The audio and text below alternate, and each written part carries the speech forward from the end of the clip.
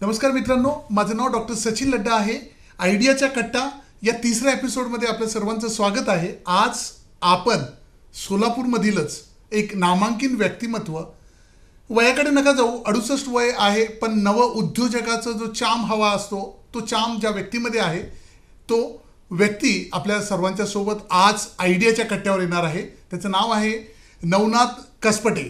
हे बार्शी निवासी आहेत आणि सोलापूरसाठी एक विशेष व्यक्तिमत्व, की आपण जे म्हणतो सीताफळ.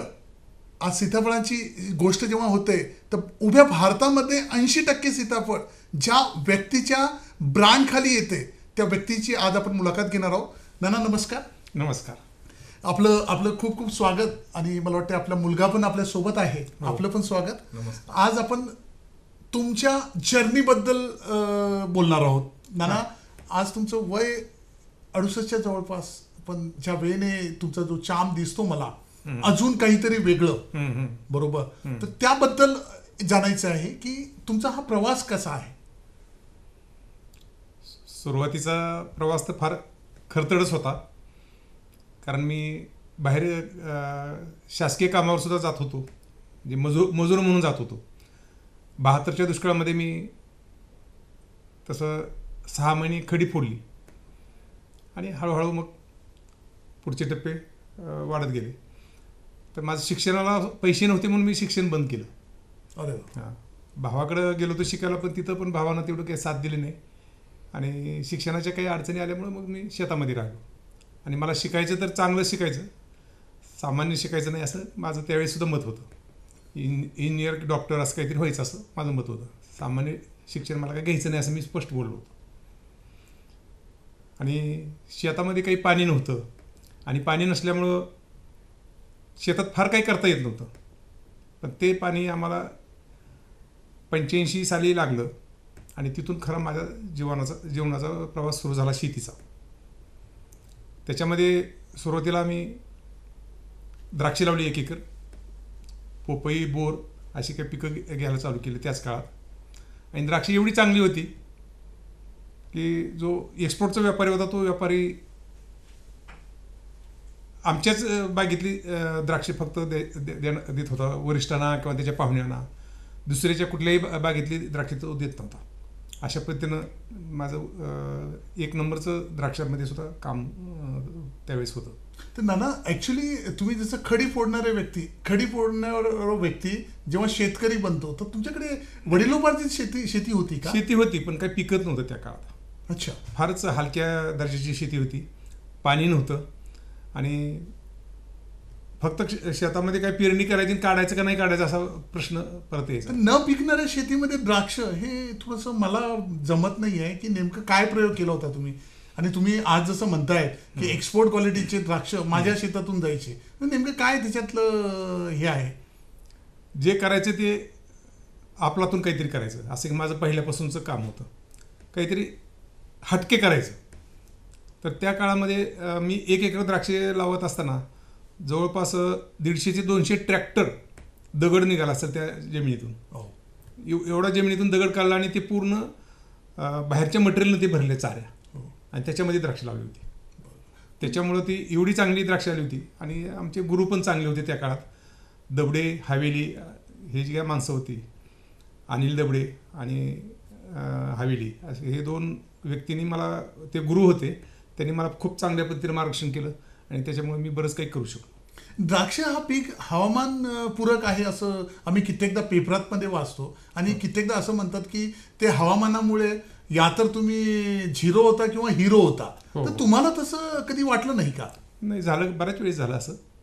तरी पण आम्ही त्याच्यातून पण तग धरली आणि मला सोलापूर जिल्ह्यातूनच नव्हे तर 3-4 जिल्ह्यातून सर्वाधिक द्राक्ष निर्यातीचा बहुमान सुद्धा मला मिळालेला आहे. अरे बापरे. आणि त्याच्यामुळे मला लंडनला पण पाठवलं महाग्रेपनं. मार्केटिंगच्या अभ्यासदौऱ्यासाठी महाराष्ट्रातून एकमेव माझी निवड करून मला लंडनला पाठवलं. मग आज जसं तुम्ही द्राक्षाबद्दल बोलताय, द्राक्षाबद्दल एवढे सारे प्राइजेस तुम्हाला आलेले आहेत आणि द्राक्षामध्ये तुम्ही ते नावाजलेलं व्यक्तिमत्व, आज तुमच्या शेतात जेव्हा मी लास्ट टाइमला व्हिजिट दिली द्राक्ष कुठेच नव्हते. हे काय चक्कर आहे? मला काही कळायला मार्ग नाही. बरोबर आहे. माणूस काय म्हणतो, जसं वारं वाहील तसं त्याची दिशा बदलली पाहिजे.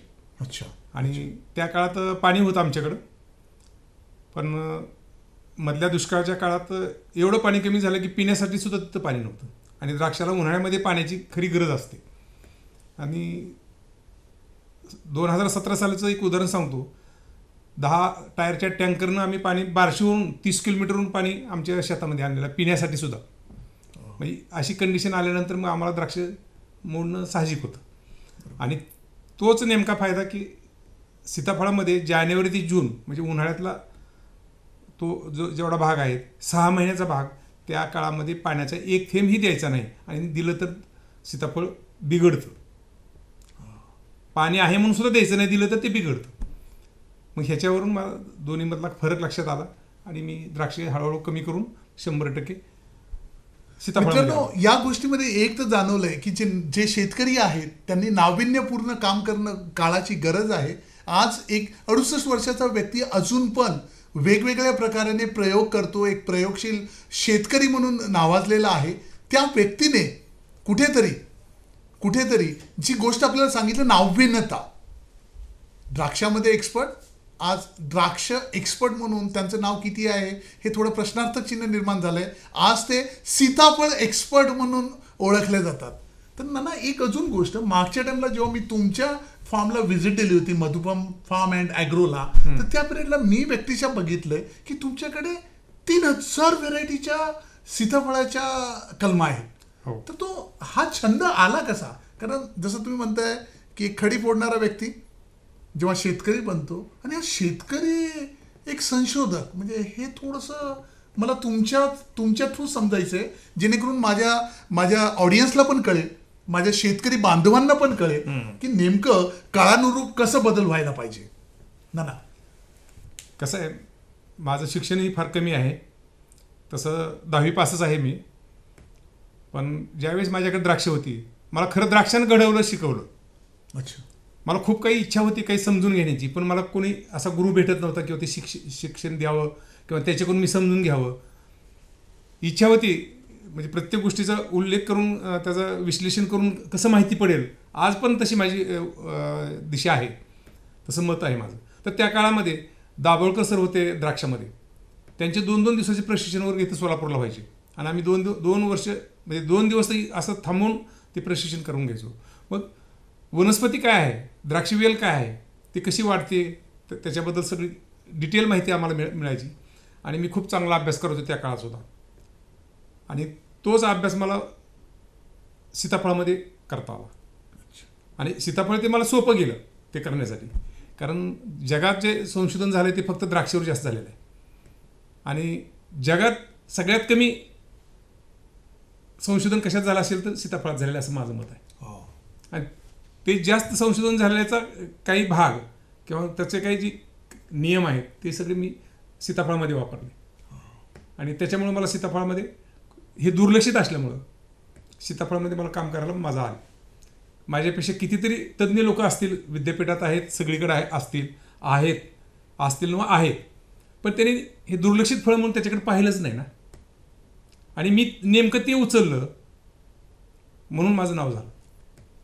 आणि मला ते करायला आणखी प्रोत्साहन मिळत गेलं. प्रोत्साहन जेव्हा म्हणतो आपण की प्रोत्साहन मिळालं, मी जेवढं बघतोय की अजून आज तुम्हाला 68 वर्षाचा मी नव उद्योजक या नव तरुण म्हणून कन्सिडर करतो. की आज जेव्हा बघतो की तुमच्या बागेमध्ये मी जेव्हा आलो होतो त्या पिरियडला तुम्ही जे बागा मला दाखवल्या आणि त्या फळासोबत या त्या बागेसोबत तुम्हाला मी बघितलं बोलताना पण की अरे याच्यात हे कमी आहे किंवा त्याच्यात ते कमी आहे.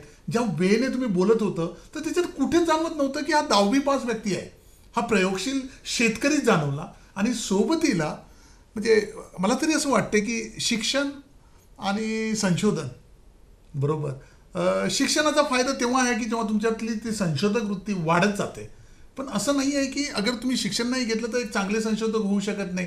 नक्कीच नाना, तुमच्याकडे बघितल्यावर हे मला जाणवत नाही, राईट. तर आज अगर जगातलं देशातलं सर्वात पहिलं क्रॉप ओरिएंटेड पेटेंट हे तुमच्या नावाने आहे.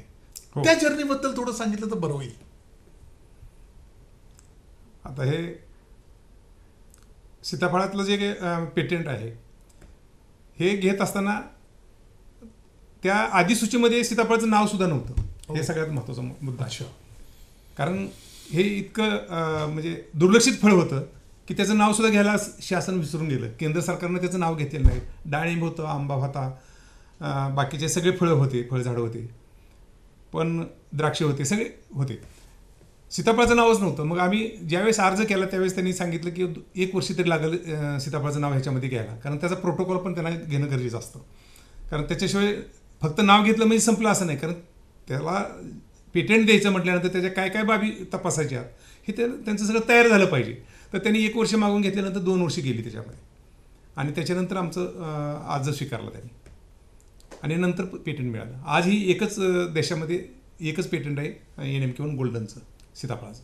हो, म्हणजे त्या NMK गोल्ड सीताफळाच्या व्हरायटीबद्दल जेव्हा आपण म्हणतो की आज माझे मॅनेजर मला बोलत होते की सर 80% हो जे तुम्ही सीताफळ खाताय, म्हणजे माझ्यासारख्या मुंबईवरून आलेल्या व्यक्तीला मला माहितीच नव्हतं की सीताफळ या मी जिथे काम करतोय सोलापूर विद्यापीठात काम करतोय त्या सोलापूर जिल्ह्यातलाच व्यक्ती 80% सीताफळाचा मालक आहे. आज मला खरंच बरं वाटते नाना. आणि जेव्हा ते 80% बद्दल बोलतो त्याने माझ्याच मॅनेजरने मला सांगितलं की सर तुम्ही असं म्हणू शकता की जगातलं सर्वात मोठं सीताफळाचं संशोधन तुम्हाला बार्शीला भेटेल. बरोबर, 10वी पास व्यक्ती एक मोठं संशोधन केंद्र, हे थोडं जरा माझ्या ऑडियन्सला सांगितलं तर बरं होईल की नेमका हा संकल्प हा प्रयोजन कुठून आलं तुमच्यात. नाही, आता वसंतदादा पाटील हे आपल्या महाराष्ट्राचे मुख्यमंत्री होते. त्यांचे शिक्षण काय होतं? कोण 4थी म्हणते, कोण 7वी म्हणते. 7वी जरी पकडलं तरी त्यांच्या हाताखाली किती लोक होते, कोण कोण होते? सगळे डॉक्टर, इंजिनियर, काय जे विद्यापीठाचे कुलगुरू काय जे असतात ते सगळे त्यांच्या अंडर होते. हाताखाली म्हणण्यापेक्षा अंडर होते. बरोबर, म्हणजे त्यांचं कुठं शिक्षण होतं? बरोबर. ती एखाद्याची बुद्धिमत्ताच वेगळी असते, त्याची कला असते ती एक. तर ती कला काही प्रमाणात आपण त्यांच्याकडून, म्हणजे माझ्यासमोर नेहमी त्यांचं उदाहरण असतं. मी त्यांना पाहिलेलं नाही, मला त्यांचा जास्त अभ्यास नाही, पण एकच माहिती आहे की 7वी पास असणाऱ्या जो माणूस आहे तो महाराष्ट्राचा मुख्यमंत्री होता. मग आपण तरी काय कमी नाही असं समजून मी काम करत गेलेलो आहे. आणि तुमच्यासारख्याच्या भेटीत 1 तासात तुम्ही काय बोलता तुम्हाला माहीत नसेल, पण मी तुमच्या बरोबर उचललेलं असतं एखादा तरी. अरे क्या बात आहे, क्या बात आहे. निश्चितपणे उचललेलं असतं. त्याचा मी उपभोग शेतामध्ये घेतो. बरोबर. तुम्हाला 100 गोष्टी माहीत असतील, त्यापैकी मला 10च गोष्टी माहिती आहेत. हो, पण मी 10च्या 10 गोष्टी मी शेतामध्ये करतो. आणि तुम्हाला 100 गोष्टी माहिती आहेत, पण एक पण गोष्ट मला बाहेर करणं होत नाही. 100% बरोबर बोललात. या गोष्टीमध्ये मी आपणाशी सहमत आहे. एक असते की विचार आणि एक असते त्या विचारांना रोवणं. मला असं वाटते कुठेतरी नानांनी विचारांना ट्रू सेन्समध्ये रोवलेलं आहे. नाना, या पूर्ण डिस्कशनमध्ये अजून एक पॉईंट की तुम्ही काय म्हणतात त्याला एन्थूच्या चक्करमध्ये मला हलकंसं बोलून चुकला की तुमची येणारं नवीन वाण या येणारं नवीन व्हरायटी जो असेल तो कुठेतरी मार्केटपेक्षा वेगळं असेल. तर नेमकं काय म्हणायचं आहे जरा माझ्या ऑडियन्सला सांगितलं तर बरं होईल. खरं तर काही गोष्टी पाईपमध्ये असताना बोलू नये म्हणतात, तरी पण आपल्याला एक त्याबद्दलची आतुरता आहे म्हणून मी थोडक्यात सांगतो. कारण मी ज्यावेळेस लंडनला गेलो मार्केटिंगच्या अभ्यास दौऱ्यासाठी, त्यावेळेस तिथं नेहमी म्हणायचे आपल्या इंडियासाठी मार्केटिंगचा विंडो हाच आहे, एप्रिलच्या दरम्यानचा. कारण त्या काळामध्ये कुठल्याही देशाची द्राक्षे लंडनच्या मार्केटमध्ये नसतात.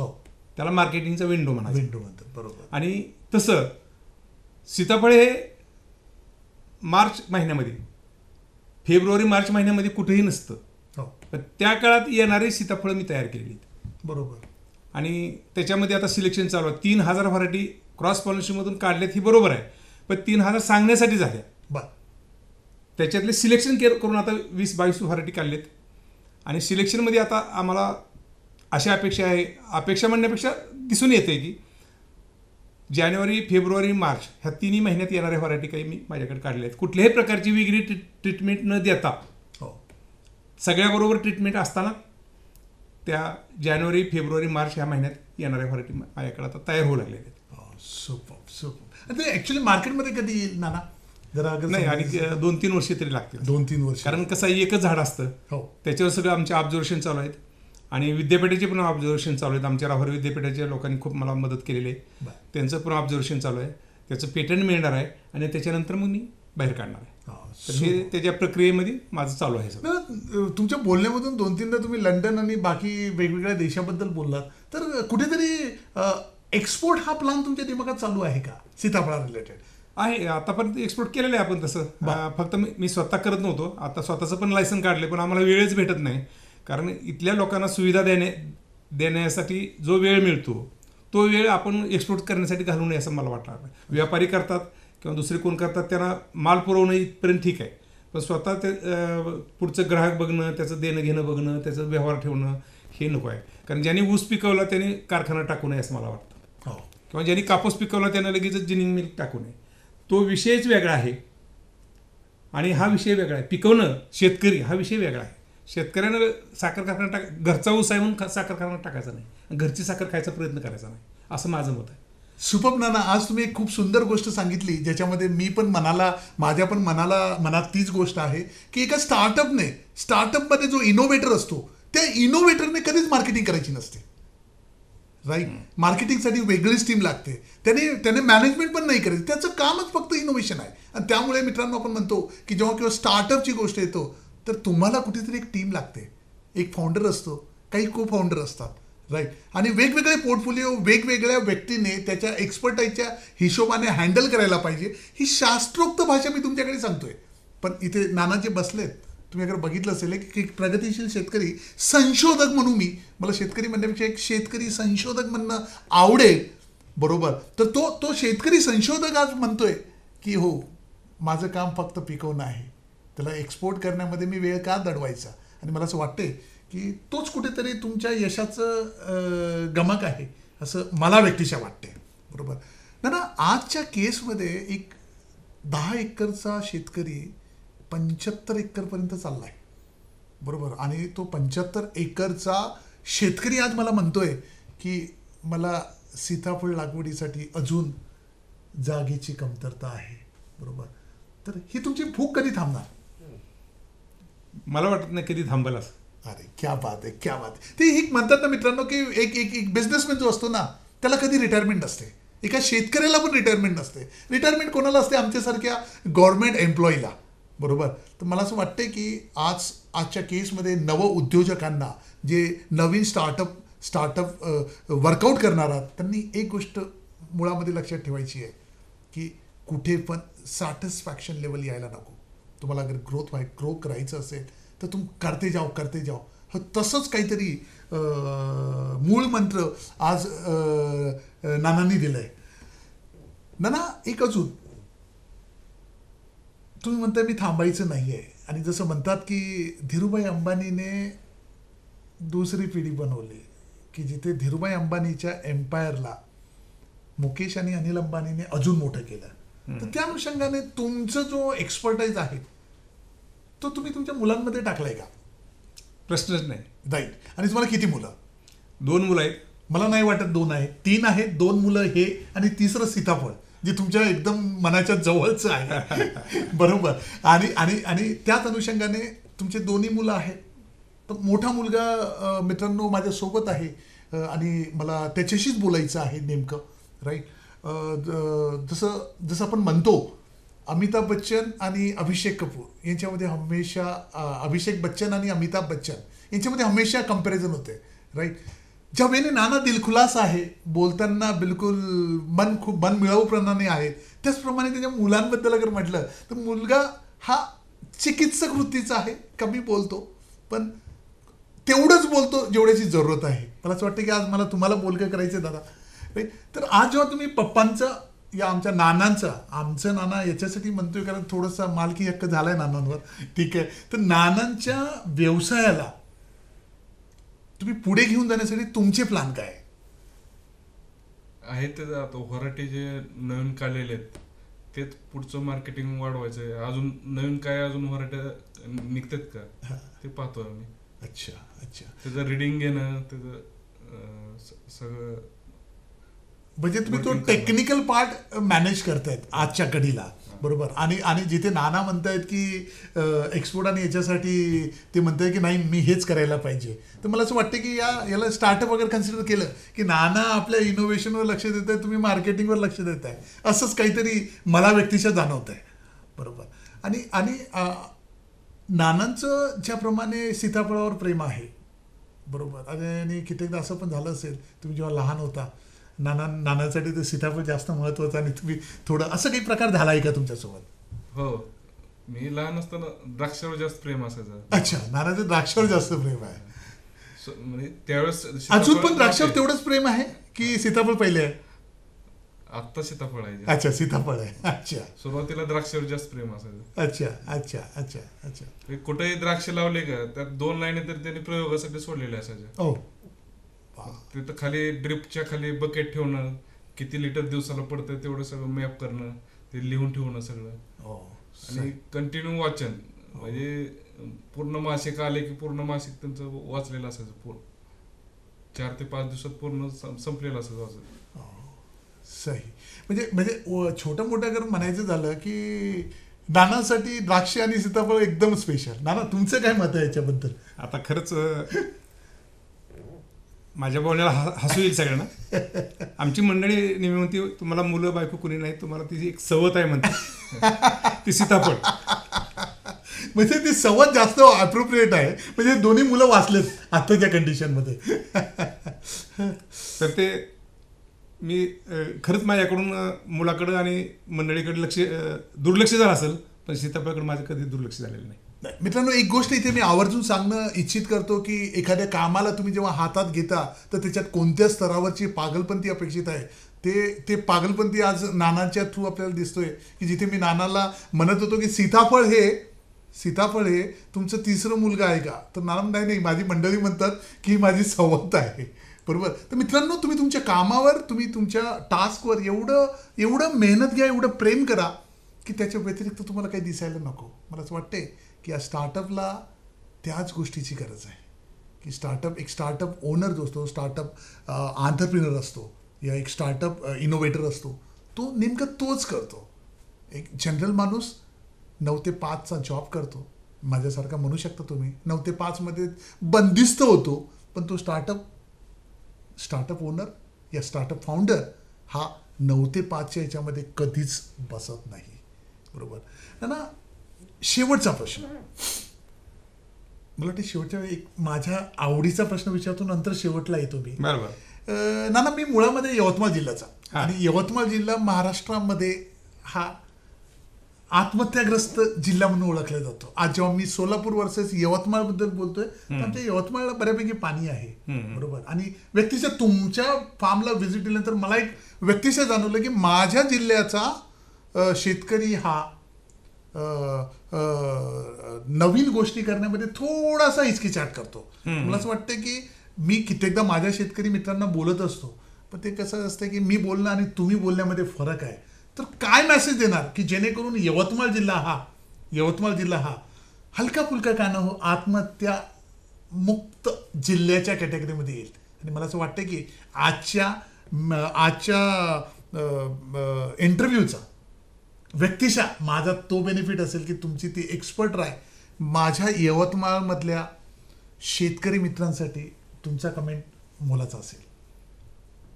मला नेहमी सांगावं असं वाटतं, तुम्ही फक्त काही ऐकून किंवा कोणीचं तरी लेक्चर ऐकून फार काय चेंजेस होत नाहीत, पण तीच गोष्ट तुम्ही प्रत्यक्षात स्पॉटवर येऊन जर पाहिली, आता आमचं सीताफळाबद्दलचं तुम्ही ऐकणं वेगळं आणि प्रत्यक्षात आमच्या स्पॉटवर येऊन पाहणं वेगळं.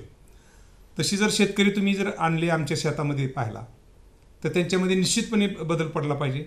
ते आत्महत्या करणारच नाहीत, कारण आपण सुद्धा एक शेतकरी आहे, कुठून कसा आपला प्रवास आहे आणि आपण काय करू केलं आहे, तसं ते पण शेतकरी विचार करतील की आपण काय करू शकतो ह्याच्यातलं.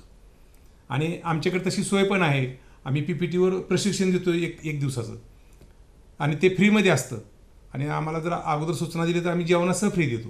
हो, क्या बात आहे, सुपर. कारण हे शेतकऱ्याला सुद्धा लखपती करोडपती बनवण्याचं साधन आहे हे त्यांना पटलं पाहिजे. आणि कुठलाही शेतकरी माझ्याकडे हसत आलं पाहिजे, त्यांना रडत कधी येऊ नये म्हणून आम्ही प्रशिक्षण सुद्धा देतो. आणि एक सल्ला देतो सगळ्या शेतकऱ्यासाठी की तुम्ही फळबाग लावा, फळबागेशिवाय पैसे होत नाहीत.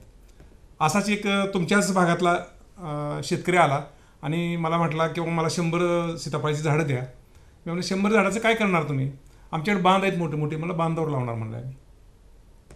मग त्यांना जरा थोडं बसवलं. मी म्हणलं तुम्हाला न्याय द्यायचं समजतं का म्हणलं. तुम्ही तुमच्या जमिनीला तुमच्या शेतीला प्रपंचाला न्याय द्या म्हटलं. मग त्याला काय समजलं नाही माझं बोलणं. मी म्हटलं तुम्ही तुमच्या शेतीमध्ये काय घेता. तर त्यानं म्हटलं मूग उडीद सोयाबीन कापूस अशा प्रकारची पिकं घेतो. त्याचे पैसे किती होते म्हटलं. तर तुम्हाला एक 50,000च्या जास्तीत जास्त म्हटलं तर 50,000 सुद्धा होत नाहीत. मग म्हटलं ही सीताफळ नेऊन तुम्ही बांधावर लावायची म्हणता. मग तुमचं मूग उडीद सोयाबीन बांधावर लावा ना म्हणलं. तुमचं कापूस बांधावर लावा, ऊस बांधावर लावा आणि ह्याला शेतात लावा. तो थोडा रागावला माझ्यावर. अरे म्हटलं त्याचे 50,000 रुपये होतात. ह्याचे त्या काळात 12 लाख बी होत होते, पण मी 5-6 लाखावरच बोलत होतो त्याला. ह्याचे 6 लाख रुपये होत असतील, 10 पट पैसे जर होत असतील तर तू याला बांधावर लावतो आणि ज्याचं 50,000 रुपये होते म्हणजे 10% सुद्धा होत नाहीत त्याला जमिनीत लावतो. म्हणजे तू न्याय द्यायला जमतं का तुला. नाही देत. नाही मला एवढं उलगडून कोणी सांगितलंच नाही म्हटलं. मग ते सगळं चक्र फिरली आणि नंतर त्यानं बागा लावायला चालू. नाही पण हे कसं आहे हे डोक्यात बसलेलं आहे. मग अशीच लोक आत्महत्या करतात ज्याला हे समजतच नाही, गणितच समजत नाही. एका एकरात 5-6 लाख रुपये मिळतात आणि ते 50,000च्याच धरून बसतात. मग हे जर समजत नसेल, एवढी बी गोष्ट समजत नसेल तर मग ते आत्महत्या करणार नाही. तर हे समजण्यासाठी आमच्याकडे पाहायला आणा. आम्ही शेतामध्ये सीताफळ लावतो हे त्यांना बघू द्या. शेतामध्ये सुद्धा लावत नाहीत असं त्यांचा समज आहे. आणखी बऱ्याच लोकांचा आमच्या घरातले आम्हाला घरात येऊ देणार नाहीत म्हणते. आम्ही जर लावून ठेवलं तर ते काढून टाकतील आणि तिथं मूग उडीद सोयाबीन कधी पेरतील. असा जो तुमच्या यवतमाळ भागातला समज आहे तो समज दूर करण्यासाठी आपण इकडे लोक सीताफळाची सुद्धा शेती करतात आणि आपण असं करून आपण ह्याच्यात पैसा चांगला मिळवू शकतो हे त्यांना समजू द्या पहिलं. बरोबर. त्यांच्या सहली आणा. आमच्याकडे फळावर बाग असताना पाहायला आणा. त्यांच्यात 100% परिवर्तन होईल आणि ते परत आत्महत्या करणार नाहीत ही मला खात्री आहे. त्यांना पावत्या पाहू द्या, आमचे टेम्पो भरून जातात ते पाहू द्या, फळं लगडलेली पाहू द्या, ह्याचे पैसे किती होते ते पाहू द्या. आमच्या पट्ट्या आहेत ना सगळ्या. बरोबर बरोबर बरोबर बरोबर. एवढंच नव्हे विदर्भातले शेतकरी आणखी सुद्धा ह्याला NMPला नावं ठेवतात. बाकीचे तर म्हणतात आमचं आयुष्य बदलून गेलं, सगळं घरावरचे पत्रे निघून गेले, सगळे स्लॅब आले, 4-चाकी गाड्या आल्या. नाव का ठेवतात त्याच्या मागचं कारण काय ते त्याला समजून घ्यायलाच तयार नाहीत. माझंच खरं म्हणजे तो शेतात टाकतच नाहीये असं म्हणायचं तुम्हाला. नाही दुसरंच काहीतरी करतात आणि ते आपलं समजून घ्यायला तयार नाही. त्यांना तेवढा वेळ नाही. तुमच्यासारख्या माणसाने जर त्यांना सांगितलं तर ते काहीतरी समजून घेतील. ते जसं तुम्ही म्हणतात त्यांना मी सांगितलं पाहिजे तसं त्यांना तुम्ही पण सांगितलं पाहिजे अगोदर सुरुवातीला, नंतर पटतं त्यांना. पण सुरुवातीला मला असं वाटतं की तुम्ही दिलेल्या ऑफरला मला वाटतं की थोडंसं मी स्वार्थी झालोय इथे माझ्या जिल्ह्याबद्दल. पण हो मी ती ऑफर स्वीकारतो आणि सोबतीला येणाऱ्या वेळेस एक 20 जणाच्या शेतकऱ्याचा युनिट तुमच्या मधुबन फार्ममध्ये घेऊन येतो आणि नक्कीच मला आवडेल. आणि तुम्ही तुमच्या परीने मी तर करणार माझ्या याच्यामध्ये तुमचा पण रोल येईल जेणेकरून एक मॉडेल सेट करूया मित्रांनो यवतमाळ जिल्ह्यामध्ये की जिथे त्या मॉडेलला बघून, त्या मॉडेलसाठी तुमची मदत खूप गरजेची आहे नाना, राईट. त्या मॉडेलच्या थ्रू आपण बाकी लोकांना पण अवेअर करूया. असं वाटतंय की तो एक चांगलं गिफ्ट मला तुम्ही दिलं, त्याबद्दल तुमचं खूप खूप आभार. शेवटचा प्रश्न मला, शेतीपूरक नव उद्योग निर्माण ही काळाची गरज आहे का, यावर तुमचं भाष्य अपेक्षित आहे.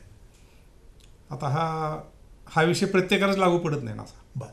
कारण कोणाकडे किती शेती आहे, किती पाणी आहे, पूरक उद्योग करणाऱ्याला घरामध्ये माणसं किती आहेत याच्यावर अवलंबून आहे. आणि ठराविक माणसं एवढी बस होतात का शेतीला, तो शिल्लक आहे एखादा मुलगा, त्याला काही काम नाही हाताला त्याला शेतीपूरक उद्योग द्यायला काही अडचण नाही. आताच मी मगाशी बोललो की आम्हाला एक्सपोर्ट करायला वेळ नाही, आमच्यात माणसं कमी आहेत, प्रत्येकाच्या मागे काम आहेत. आता तसं तर एकच माणूस किती कामं करू शकतो हा विषय वेगळा असतो. खरी गोष्ट आहे. प्रत्येकाची कॅपॅसिटी असते. बरोबर. आमच्याकडे पाहिल्यानंतर आम्हाला म्हणतात की एवढं तुम्ही कसं मॅनेज करता, पण माझ्यापेक्षा कितीतरी शेकडो पटीनं मोठी माणसं आहेत, ते कसं मॅनेज करत असतील हे आम्ही पाहतो. बरोबर बरोबर. कारण आपण कुठल्या दिशेनं पाहतो किंवा किती आपल्याला कंट्रोल होऊ शकतंय. आता तुमच्याकडे 100 एकर जमीन आहे, भरपूर पाणी आहे आणि परत त्यांना पूरक उद्योग करायला काय जायची गरज नाही असं आमचं मत आहे. आणि खरंच 2 एकर जमीन आहे आणि त्याच्यात 3-4 माणसं घरातले आहेत, मग त्या सगळ्यांनी तिथं शेतीत अडकून पडू नये. त्यांनी पूरक उद्योग करायला काही हरकत नाही, करावा. हरकत नाही म्हणणार मी, करावा, त्यांनी केलाच पाहिजे. बरोबर. मग ते आपले माणसं किती आहेत, जमीन कशी आहे, पाणी सुविधा काय आहे त्याच्यात, आणि किती माणसाची गरज आहे घरातल्या. हो. बाकीचे काय मजुरी लावू शकता तुम्ही. प्रत्येक ठिकाणी घरातलीच माणसं असावी असं काही नाही. जरुरी नाही. बरोबर. त्या पद्धतीनं आपण पूरक उद्योगाचा विचार करावा. नक्की ना. मला असं वाटतं की मी 2 प्रश्न घेतो ऑडियन्समधून. ऑडियन्सचे 2 प्रश्न आणि त्यानंतर या मुलाखतीचं मी कुठे एका मुलाखतीला एंड करतोय. ठीक आहे. सो तुमचा काही प्रश्न असेल ऑडियन्समधून तर आवडेल मला. सर, आपण नवीन शेतकऱ्यांसाठी ट्रेनिंग आणि स्किलिंगसाठी आपण काय सोय केलेली आहे का? हो, केलेली तर आहेच की.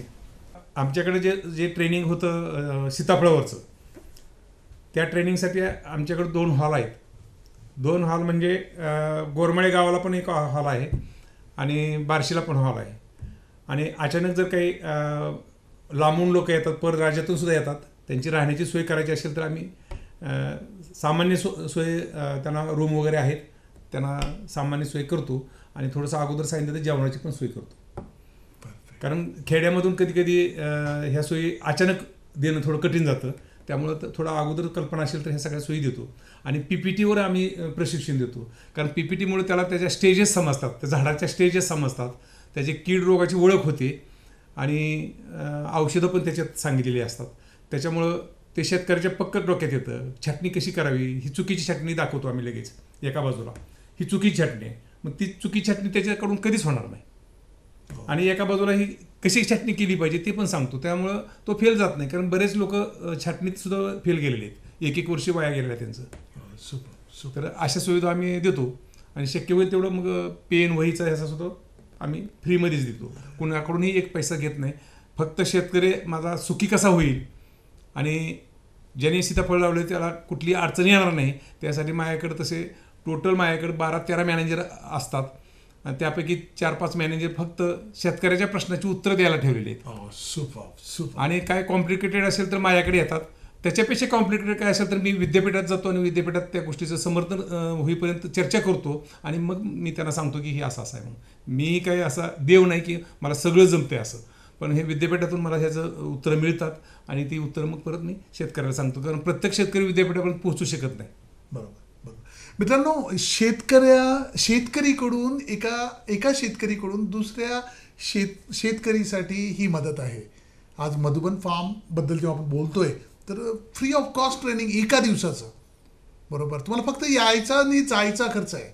एक शेतकरी जो सधन आहे तो दुसऱ्या शेतकऱ्याला सधन करण्याकरिता जो प्रयत्न करतोय ना ते खरंच वाखाणण्याजोगं आहे. आणि मला असं वाटतं की तुमच्यासारखे असे कित्येक शेतकरी अगर अशीच चेन बनली तर कुठेतरी आपल्या भारतामध्ये शेतकरी हा खरंच एक मोठा, त्याला बळीराजा आपण उपाधी देतो तर त्या कॅटेगरीमध्ये जाईल. बरोबर. दुसरा प्रश्न. नमस्कार सर, मी श्रीनिवास पाटील. आपल्या जीवनामधील किंवा व्यवसायामधील अविस्मरणीय क्षण किंवा एक लक्षात राहण्यासारखी काही आठवण असतील तर सांगू शकताय का कृपया? तुमचा आनंद हे जे करताना तुम्हाला झालेला आनंद, अशी कोणती गोष्ट आहे की ज्याच्यामुळे तुम्ही खूप आनंदी झालात आणि बिलकुल म्हणजे मजा आ गया ज्याला म्हणतो त्या टाईपमध्ये ते विचारतायत? आम्हाला ही NM1 गोल्डन व्हरायटी मिळाली आणि त्याचं पेटंट मिळालं.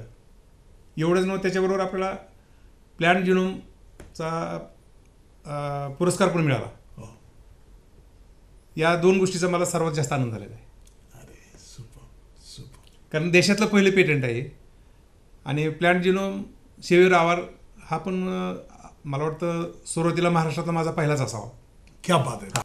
सो नाना, आपण या मुलाखतीमध्ये मला भरपूर वेळ दिला, माझ्या ऑडियन्सला वेळ दिला, त्याबद्दल आपलं आणि आपल्या मुलाचं दोघांचं आभार.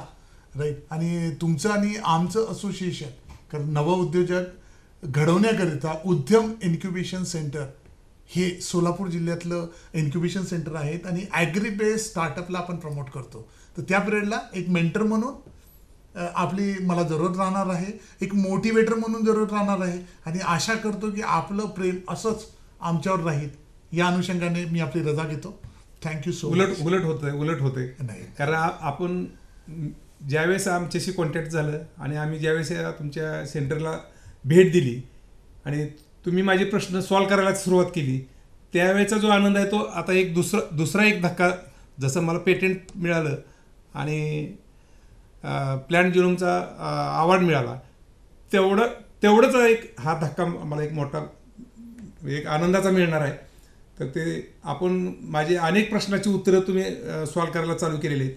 तर हा एक माझा अविस्मरणीय प्रसंग असा मी समजतो. खूप खूप धन्यवाद नाना, मी बिलकुल आपल्या ऋणात राहू इच्छितो. मित्रांनो, हे होते चालते फिरते सीताफळाचे विद्यापीठ नवनाथ कसपटे, आपल्या जिल्ह्यातले, बार्शी तालुक्यातले. राईट.